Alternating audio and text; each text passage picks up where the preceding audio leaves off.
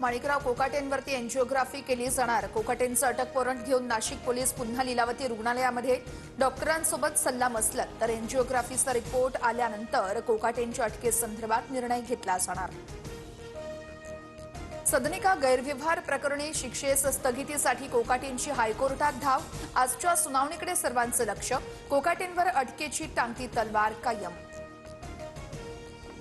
माणिकराव कोकाटेंचा राजीनामा राज्यपालांकडून मंजूर। कोकाटेंच्या जागी नव्या मंत्र्याची नेमणूक निवडणुकीनंतर होणार। मंत्रिपदासाठी अनेक प्रतिनिधी इच्छुक। जातीय समीकरण साधायची अजित पवार यांच्यापुढे मोठं आव्हान।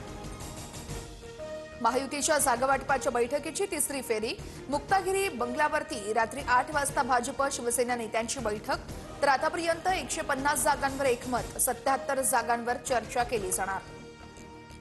महायुतीचं जागावाटप 2 दिवसात पूर्ण होऊ शकतं। नेत्यांची जागावाटपासंदर्भात योग्य चर्चा सुरू आहे। मुख्यमंत्री फडणवीसांची माहिती।